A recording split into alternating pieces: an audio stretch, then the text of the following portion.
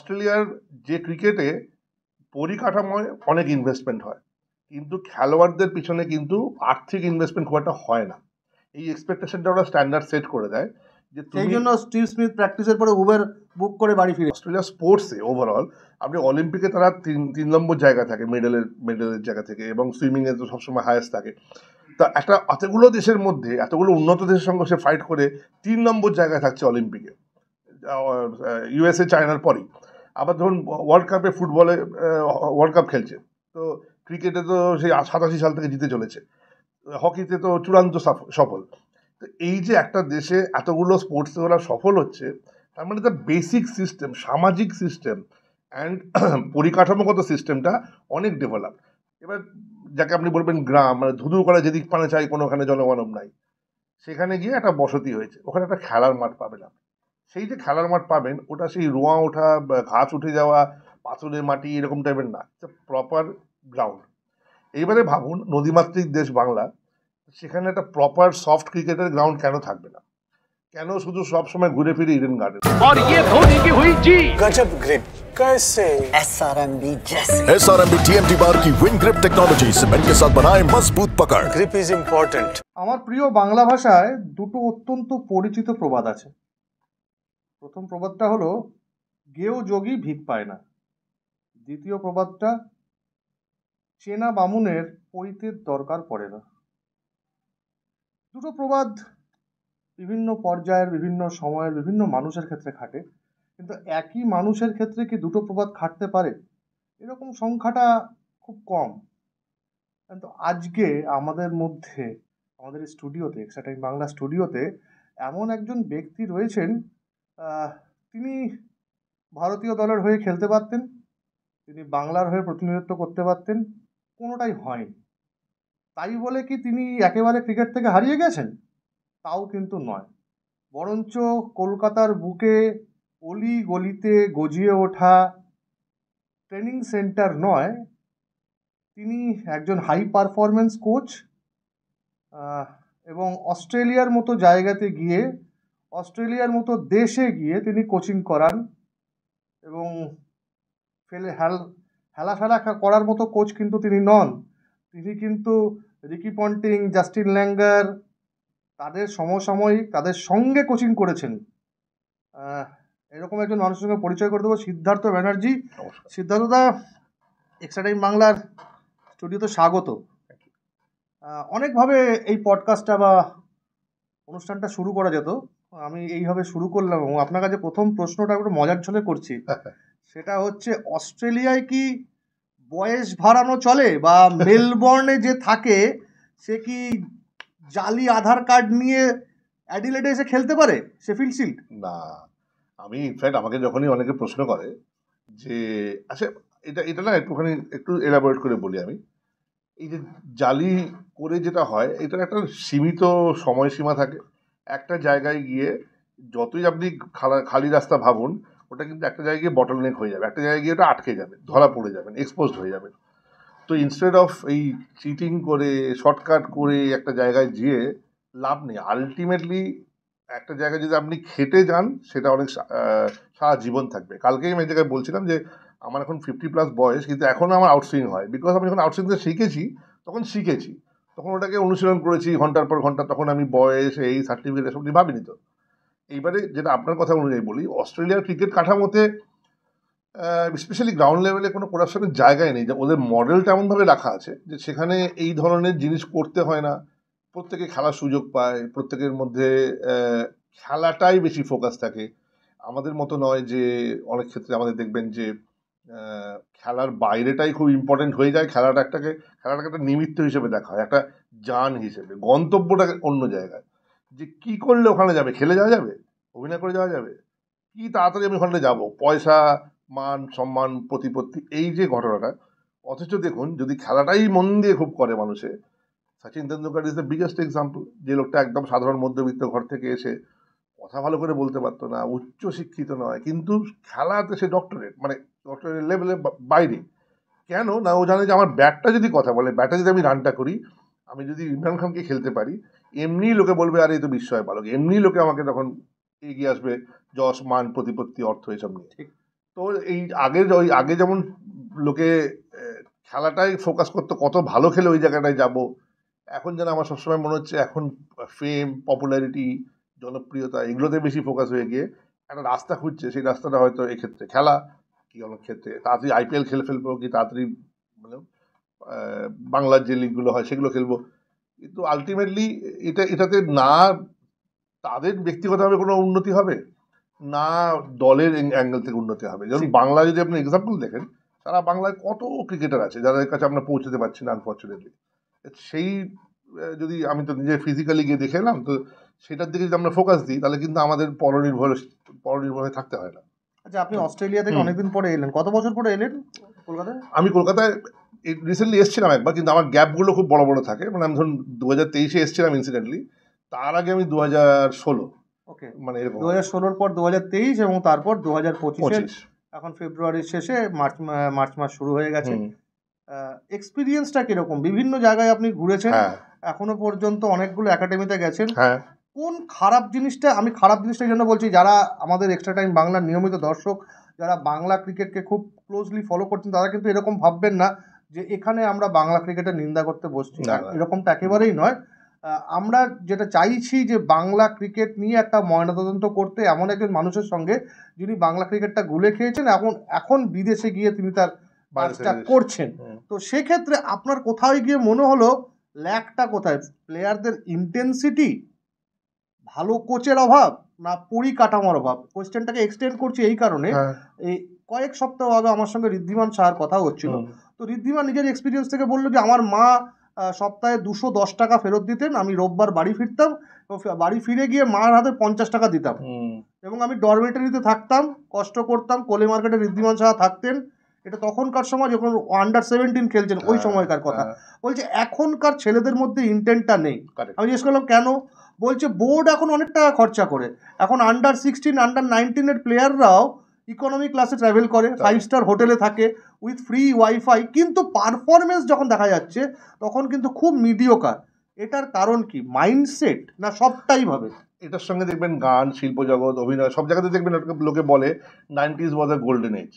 তার কারণ ডিস্ট্রাকশন কম ছিল। এখনকার যুগে যেটা ছিল, এখনকার যুগে একটা খেলা কত রকম অ্যাঙ্গেল থেকে তোলা হলো ছবি, ইনস্টাগ্রামে গেল কিনা, সেই রিলটা ঠিক জায়গায় পৌঁছলো কিনা, লোকে লাইক করলো কিনা, তার সঙ্গে আমি স্পন্সরশিপ পেলাম কিনা, পুরো ব্যাপারটার মধ্যে অনেক অর্থকেন্দ্রিক জায়গা থেকে ব্যাপারটা চলে গেছে। তো যার ফলে সেখানে আসল অর্থটাই হারিয়ে যাচ্ছে। মানে খেলার পেছনের যে অর্থ মানে এখানে সম্বল বলছি না আমি, কারণ বা হেতু বলছি, মানে বলছি। তো সেটাতে কি হয়েছে, এবার ধরুন যেটা আপনি বললেন, খুব ঠিক কথাই বললেন, একটা জায়গায় হঠাৎ করে যদি পয়সা এসে যায়, এই যে ইকোনমিক ক্লাসে যাওয়া বা ইত্যাদিতে, এইবারে এটা একটা গ্র্যাজুয়াল প্রসেস হওয়ার ছিল। কারণ যদি ধরুন আন্ডার-19, আন্ডার-16 প্লেয়াররা রাজ্য স্তরের, তারা যখন ইকোনমিক ক্লাসে ট্রাভেল করছে, তখন তাহলে সেক্ষেত্রে যদি আপস্কেল হবেন, তাহলে দলীপ ট্রফিতে কী হচ্ছে, দেওধর ট্রফিতে কী হচ্ছে, ইরানি ট্রফিতে কী হবে, সেই প্লেয়ারগুলো কিসে ট্রাভেল করবে? বোয়িং জেটে, এই করতে করতে প্রাইভেট চার্টার, তাহলে কি ইন্ডিয়ান টিম তাহলে সেক্ষেত্রে রকেটে যাবে? তো এই এসকেলেশনটা আমি এটা মজা করেই বললাম হয়তো, বাট আমি বলার চেষ্টা করছি যে একটা জিনিস যদি আপনি তাড়াতাড়ি পেয়ে যান, সেটা অর্জন হয় না। আর যেটা আপনি অর্জন করবেন না, সেটা আপনার থাকবেও না, মানে সেটার কোনো এফেক্ট আপনার উপর পড়বে না। এইবারে কি হলো, এটা নিউ নর্ম হয়ে গেল, এটা নতুন একটা ধারা হয়ে গেল। এবারে 5 স্টার রুমটা যখন ও পাবে না, ও 4 স্টার বা 3 স্টার ভাবলেই ভাববে আমাকে অবহেলা করে রাখলো, কি সে প্রতিবাদ করে ফেলবে, সে গন্ডগোল বাঁধাবে, এখানে থাকবো না, এই করবো না, সেই করবো না। আলটিমেটলি পুরো জিনিসটা, এটাকে বলে নয়েজ, মানে একটা শব্দ দূষণ প্রক্রিয়া। এই noise outside the game. Australia আপনি নয়েজ, এবার অস্ট্রেলিয়া দু একটা কথা বলি, দেখবেন তফাৎটা কোথায় হয়। অস্ট্রেলিয়ার যে ক্রিকেটে পরিকাঠামোয় অনেক ইনভেস্টমেন্ট হয়, কিন্তু খেলোয়াড়দের পিছনে কিন্তু আর্থিক ইনভেস্টমেন্ট খুব একটা হয় না।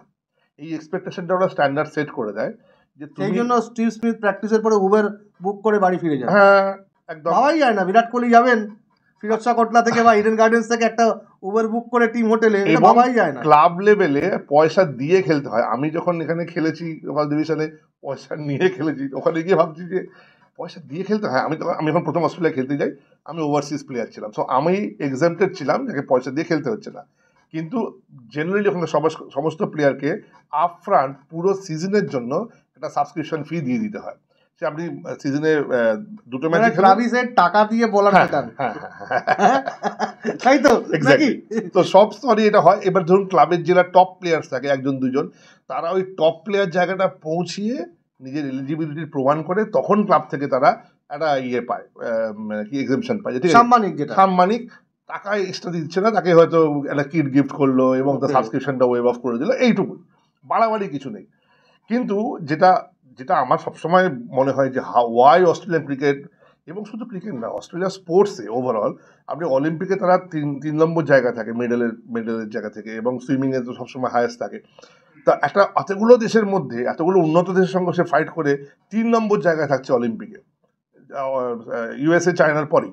আবার ধরুন ওয়ার্ল্ড কাপে, ফুটবলে ওয়ার্ল্ড কাপ খেলছে, তো ক্রিকেটে তো সেই 87 সাল থেকে জিতে চলেছে, হকিতে তো চূড়ান্ত সফল। তো এই যে একটা দেশে এতগুলো স্পোর্টসে ওরা সফল হচ্ছে, তার মানে দ্য বেসিক সিস্টেম, সামাজিক সিস্টেম অ্যান্ড পরিকাঠামোগত সিস্টেমটা অনেক develop. For example, biggest example আমি দেবো, একটা ভিডিও আমার এক সময় আমি গণমাধ্যমে পোস্ট করেছিলাম। মেলবোর্ন শহর থেকে আপনি 300 কিলোমিটার দূরে চলে যান গাড়ি চালিয়ে, যে কোনো দিকে, north, east, West, south, doesn't matter. আমার দাদারা রিসেন্টলি অস্ট্রেলিয়া গিয়েছিল, ওরা দেখে এসছে এটা। যে কোনো জায়গায় আপনি চলে যান, এবার যাকে আপনি বলবেন গ্রাম, মানে ধুধু করে যেদিক পানে চাই, কোনো ওখানে জনমানব নাই, সেখানে গিয়ে একটা বসতি হয়েছে, ওখানে একটা খেলার মাঠ পাবেন আপনি।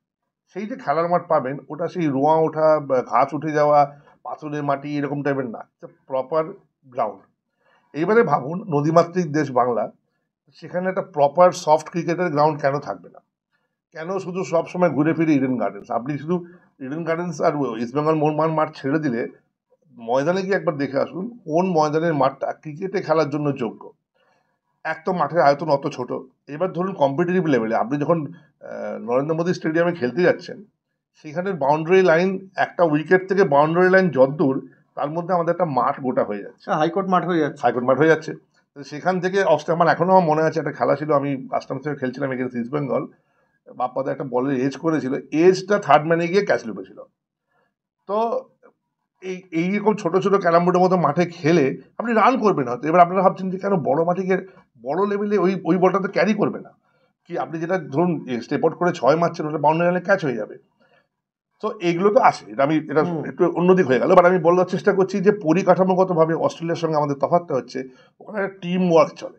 ওখানে ধরুন, এখানে যেমন বিসিসিআই, ওখানে ক্রিকেট অস্ট্রেলিয়া, এখানে যেমন সিএবি বা যে কোনো স্টেট সংস্থা, ওখানে ধরে নিন ক্রিকেট ভিক্টোরিয়া বা ক্রিকেট নিউ সাউথ ওয়েলস, এবং আছে লোকাল কাউন্সিল, মানে আপনি যে এলাকায় মাঠ, এটা সেই এলাকায় যে কাউন্সিলটার আন্ডারে, সেই কাউন্সিল থেকে, এখানে ডাজেন্ট ম্যাটার কাউন্সিলরকে, যে কোনো দলের কাউন্সিলর হতে পারে, কিন্তু সেই কাউন্সিল থেকে টাকা বরাদ্দ করা আছে। তাদের দায়িত্ব হচ্ছে মাঠটা মেনটেন্যান্স করা, বা মাঠ মেনটেন্যান্সের একটা, ধরুন ঘাস, এই যে ঘাসটা থাকে, ওরা ঘাসটা ছেড়ে দিয়ে যায়।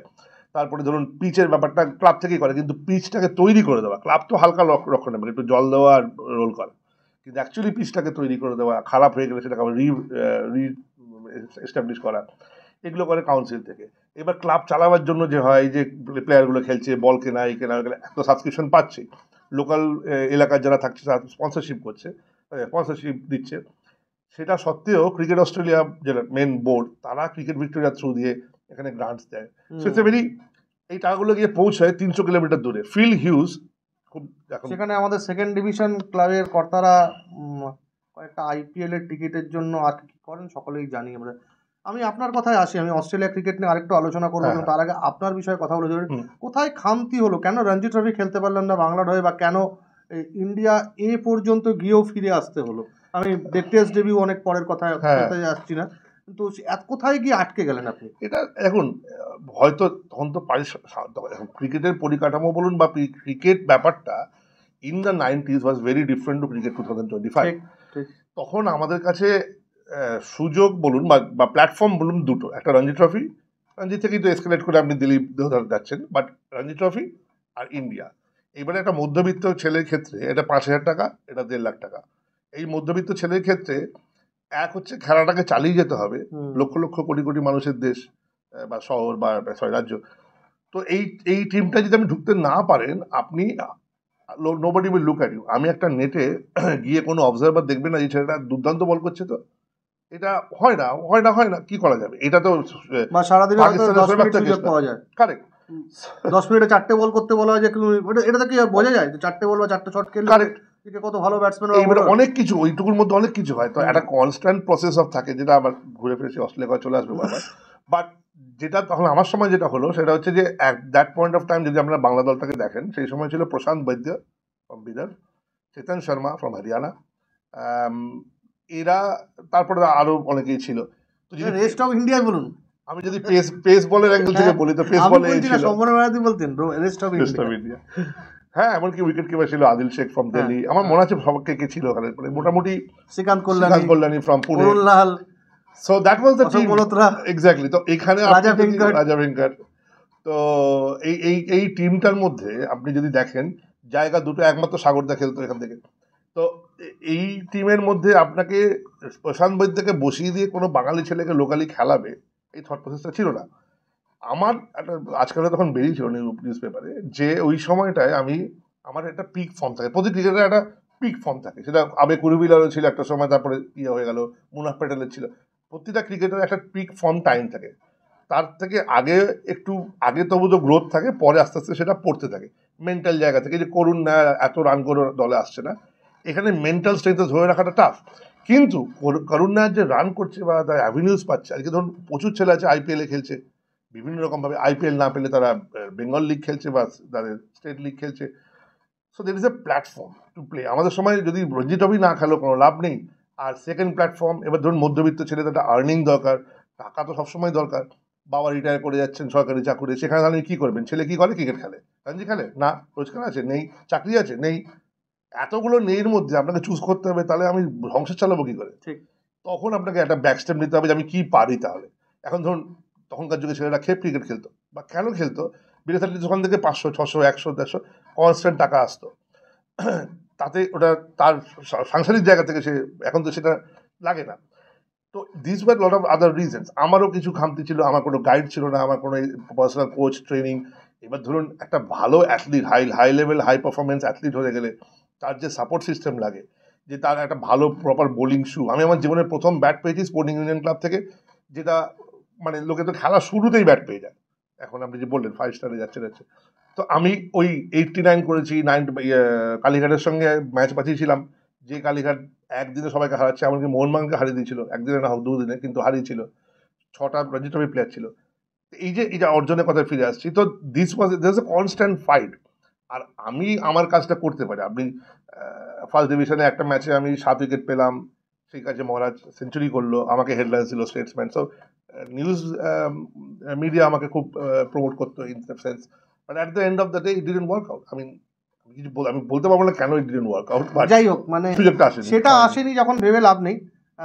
কিন্তু এটাও তো আপনার কেরিয়ার একটা বড় অ্যাচিভমেন্ট, অস্ট্রেলিয়ার মতো জায়গাতে গিয়ে আপনি রিকি পন্টিং, জাস্টিন ল্যাঙ্গার, যারা হ্যাঁ। Who's who of Australian cricket এবং ওয়ার্ল্ড ক্রিকেট, হ্যাঁ। তাদের সঙ্গে আপনি কোচিং করাচ্ছেন, Daniel তাদের কাছ Fleming, থেকে আলোচনা হচ্ছে, তাদের হ্যাঁ। সঙ্গে বসে ক্রিকেট নিয়ে আলোচনা করছেন, এটাও তো আপনার জন্য একটা অ্যাজ এ পার্সোনাল, এটা তো আপনার কাছে বিরাট বিরাট অ্যাচিভমেন্ট। আমার সঙ্গে জাস্টিন ল্যাঙ্গারের সব থেকে ক্লোজ ফ্রেন্ডশিপ হয়েছিল, সেটা হয়েছিল কিন্তু চেন্নাই থেকে, এমআরএফ ফাউন্ডেশন থাকাকালীন।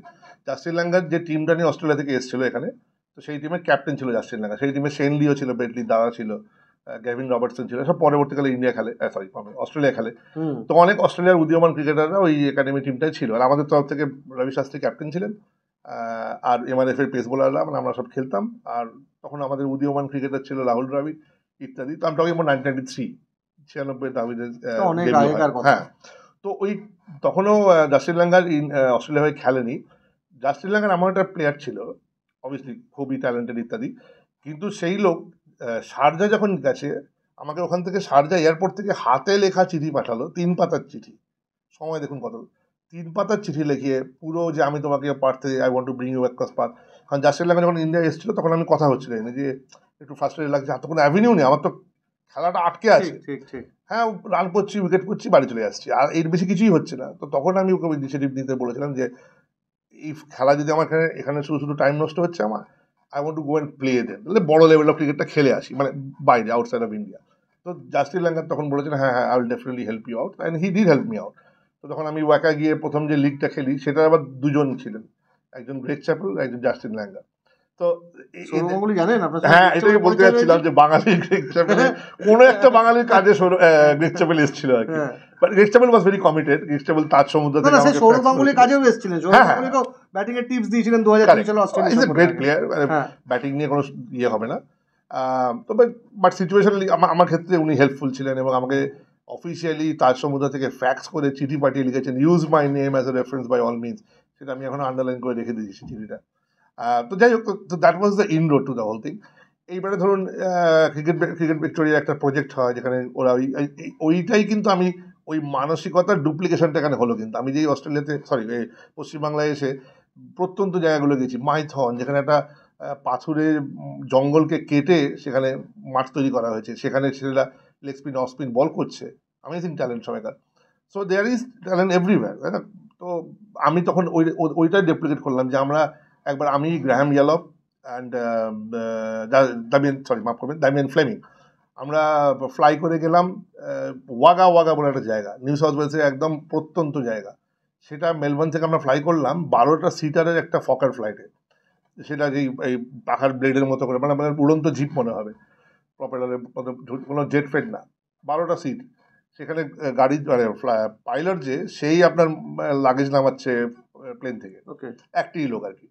এবং সেটা আবার পরের দিন আসবে আমাদের নিয়ে যেতে, 3 দিন পরে আসবে আমাদের নিয়ে যেতে। সেখান থেকে 150 কিলোমিটার গাড়ি চালিয়ে গেলাম। আমি ভাবছি কোথায় যাচ্ছি আমরা, মানে এইরকম একটা জায়গায় গ্রাহাম ইয়েলফ পৌঁছে গেছে, এইরকম একটা জায়গায় দামিয়ান ফ্লেমিং যে ওয়ার্ল্ড কাপে 5টা উইকেট নিল, সেমিফাইনালে ইন্ডিয়াকে হারিয়ে দিল 96 ওয়ার্ল্ড কাপে, সেই লোকটা গিয়ে পৌঁছে যাচ্ছে। আমি তো সেখানে কিছুই না, আমার তখন হচ্ছে আমি তো কেউ না। আমি ছিলাম চিফ অ্যাসিস্ট্যান্ট কোচ ওদের সঙ্গে সংগঠনের তরফ থেকে। বাট ওরা কী করে, ওরা একটা করে সেলিব্রিটি ক্রিকেটার নিয়ে তার সঙ্গে একটা প্রপার কোচ ইয়ে করছে, যাতে উন্মাদনা বাড়ে। হ্যাঁ, কারণ ওরা ক্রাউড ফুল করবে, আমরা শেখাবো। তো হ্যান্ডস অন আমরা শেখাই, but they were doing the visiting.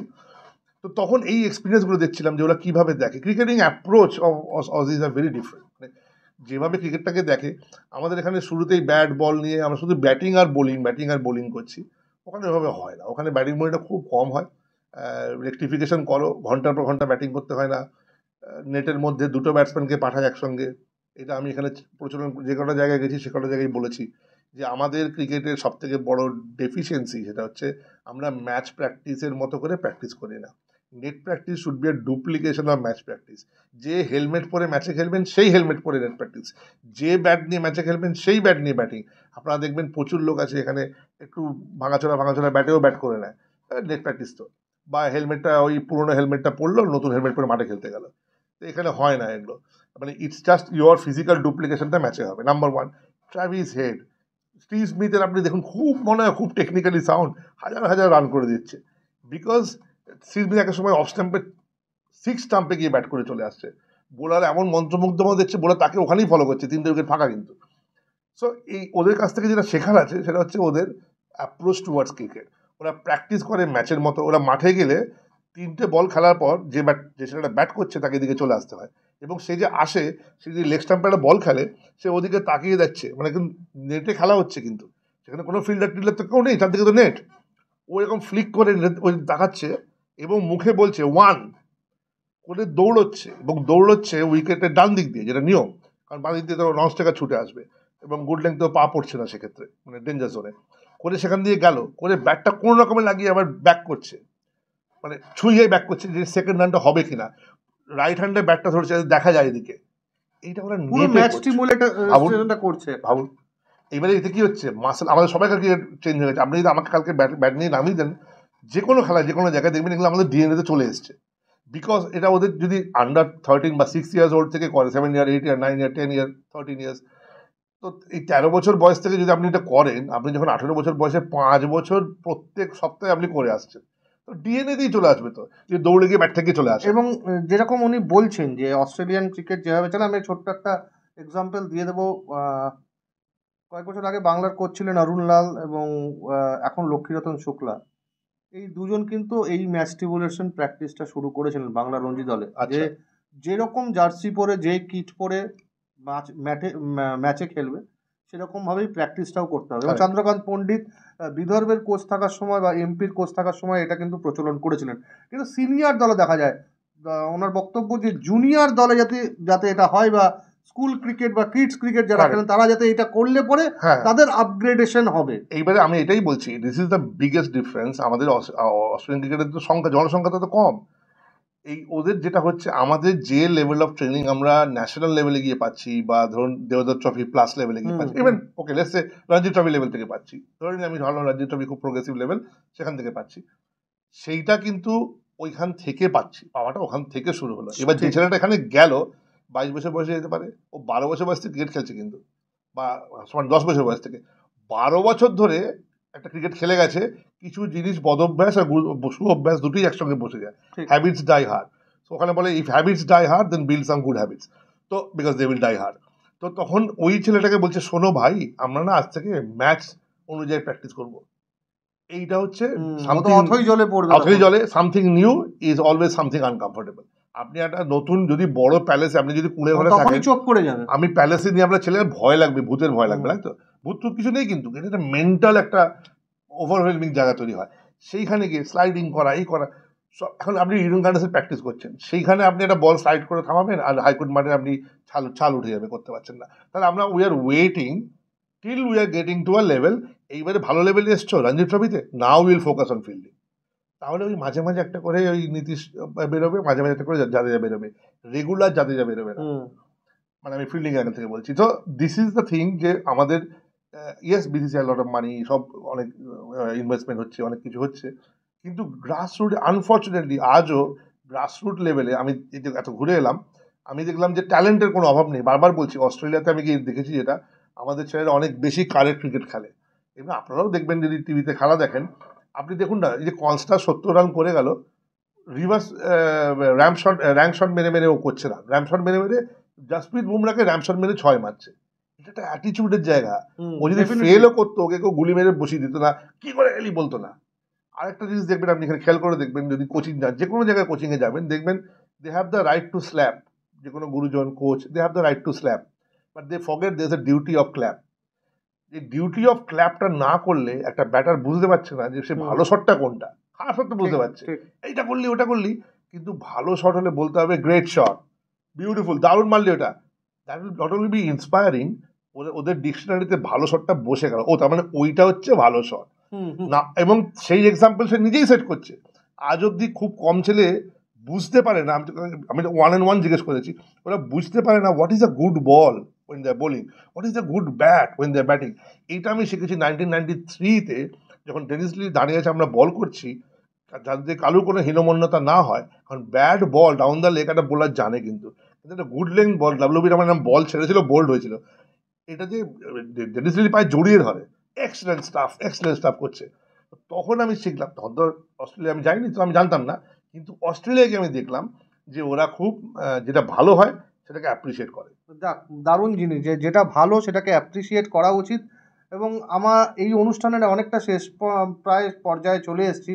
আমার আপনার কাছে একটা শেষ প্রশ্ন, সেটা হচ্ছে, আপনি ক্রিকেট থেকে অনেকটা পেয়েছেন, আরও বেশি হয়তো পেতে পারতেন, মানুষের চাহিদার কোনো শেষ নেই, ফিরিয়ে দেবেন। এবার যদি একটা সেফ সিকিওর লাইফ ছেড়ে যদি একটা সুযোগ থাকে কলকাতায় ফিরে এসে একটা একাডেমি করার, বা যারা ক্রিকেট খেলতে ইচ্ছুক কিন্তু সেরকমভাবে আর্থিকভাবে সচ্ছল নয়, তাদের পাশে দাঁড়ানোর কোনো চেষ্টা করবেন? দেখুন, আপনি যদি দেখেন আমার এই ট্রিপটাতে কিন্তু আমি এসেছিলাম, আমি বড় দল বলতে ইস্টবেঙ্গল ক্লাবে একমাত্র আমি সম্বোধনা পেয়েছিলাম, থ্যাংক ইউ এই মাধ্যম দিয়ে বললাম, আমি ইস্টবেঙ্গল ক্লাবকে আবার ধন্যবাদ জানাচ্ছি।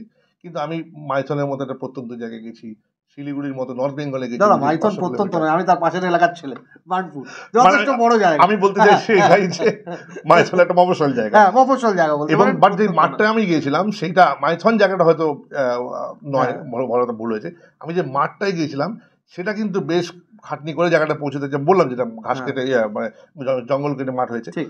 তো আমি বলার বক্তব্য হচ্ছে, আমি এটাই গ্রাসরুট লেভেল, আপনি যেটা বললেন যে পাশে দাঁড়াবেন কিনা, আমি কিন্তু নেম ফেমের জন্য করি না। দাঁড়াতে আমি এখানে অনেক কলকাতা থেকে অনেক ক্লাব থেকে আমাকে রিকোয়েস্ট করেছিল, আমি বললাম না, তোমরা তো you have access to training, আর আমি যে ভিডিওগুলো পোস্ট করছি সেগুলো দেখো, অনেক কিছু জানতে পারবে। But people who have no access to training, যাদের কাছে ভালো একটা কোচ যেতেই পারে না, এই যে যেখানে বললাম, এখানে যে মেন কোচ সে নিজেই বলছে আমি কিন্তু ক্রিকেট খেলা জানি না, কিন্তু ও ইন্সপায়ার করে সবাইকে এক জায়গায় রাখছে। তাতে র ট্যালেন্ট একদম, একটা ছেলে লেগ স্পিন বল করছে, দেখবার মতো বল করছে। So that is not talent. হ্যাঁ, ডেফিনেটলি আপনার টু ইয়ার পয়েন্ট যে আমি যদি সুযোগ আসে ডেফিনেটলি আমি ইন্টারেস্টেড থাকবো। ইনফ্যাক্ট আমাদের অলরেডি অন্য একটি রাজ্য থেকে যোগাযোগ করেছে আমাকে আনুষ্ঠানিকভাবে, যে তারা একটা এরকম একাডেমি তৈরি করতে চায় and they want me to be actively involve in it. নিজে কি একাডেমি করবেন নিজের পয়সা খরচা করে? নিজের পয়সা it's a huge task. It's a huge task. আমার একটা it will B a big move for me. আমার পক্ষে একদম, আমি তো এখন আর এখানে আমার তো 24 ঘন্টা থাকা হয় না, তো আমার সেই মুভটার দিকে আমি definitely we can work out something, এটা প্ল্যান করাই যায়। বাট আমার ইন্টেনশনটা রয়েছে, কিন্তু আমার অবচেতন মনে এই জায়গাটা রয়েছে। কারণ দেখুন, তা না হলে আমি তো এখানে আজকে এই গরমের মধ্যে ঘুরে বেড়াই না, আমার তো কোনো বিরাট কিছু কোটি কোটি টাকা তো পেলাম না। তো সুতরাং অর্থের লোভ না, এখানে হচ্ছে যে আমার ওই এনার্জিটা ওয়েন আই এম স্পেন্ডিং, ওই বাচ্চাদের সঙ্গে যখন আমি থাকছি 4 ঘন্টা 5 ঘন্টা রোদ্দুরের মধ্যে দৌড়ঝাঁপ করে যাচ্ছে ওদের মধ্যেই উন্মাদনা নিয়ে, সেটা আমার কাছে ভীষণ ভালো একটা প্রাপ্তি। এবং সেখান থেকে যখন আপনি যদি দেখেন আমার সোশ্যাল মিডিয়াতে, দেখবেন লোকের ফিডব্যাক দেখবেন, সবাই কিন্তু ভীষণ থ্যাঙ্কফুল যে আপনি যে লেভেলে মানে ইনভলভড হয়ে এনগেজড হয়ে এটা করছেন, সেটা বাচ্চাদের মনে হৃদয়ে থেকে যাচ্ছে। সো ইনফ্যাক্ট কালকেও উত্তরবঙ্গ সংবাদে সেটাই বেরিয়েছিল যে ওই কথাগুলো হাইলাইট করেছিল। বাট হ্যাঁ, আই এম হ্যাপি টু। এটা কথা থাকে না, লাইফের 3টে স্টেজ থাকে, লার্ন, আর্ন, রিটার্ন। তো আমার লার্ন আর আর্ন তো হয়ে গেছে, এবার রিটার্নের পালা আর কি। আমি অনুষ্ঠানটা যখন শেষ করব, এখানে সার্চ করছিলাম একটা মোবাইল সার্চ করছিলাম। তার কারণ হচ্ছে যে আমরা সকলেই স্বদেশ সিনেমাটা দেখেছি। মোহন ভার্গব নাসায় চাকরি করতেন, গ্রাম থেকে যাওয়া ব্যক্তি, নাসায় চাকরি করতেন, কিন্তু একদিন তার মন বললো না, আর নাসা ভালো লাগছে না, আমেরিকা ভালো লাগছে না, এবার চলো নিজের দেশে ফিরে চলো। এবং তারপর তার জার্নিটা দেখানো হয়েছিল। আমি বলছি না দাদাকে মোহন ভার্গব হতে, কিন্তু যদি এখানকার ক্রিকেট পরিকাঠামো একটু এনার হাত দিয়ে বদলানো যায়, তো সেটাই বা খারাপ কিসের? বাংলা ক্রিকেটের স্বার্থে এতটুকু তো করাই যায়, তাই না? আপনারা এইভাবে এক্সট্রা টাইম বাংলা দেখতে থাকুন, আমাদের সঙ্গে থাকুন। এই ভিডিওটি যদি ভালো লেগে থাকে তাহলে প্লিজ শেয়ার করুন, এমন কিছু কুর্তি ক্রিকেটারদের কাছে পৌঁছে দিন যাদের ক্রিকেটটা শেখার সত্যি ইচ্ছে আছে। এবং লাইক করুন এই ভিডিওটা, এবং এক্সট্রা টাইম ইউটিউব চ্যানেলকে অবশ্যই, এক্সট্রা টাইম বাংলা ইউটিউব চ্যানেলকে অবশ্যই সাবস্ক্রাইব করুন। অনেক ধন্যবাদ। extra time.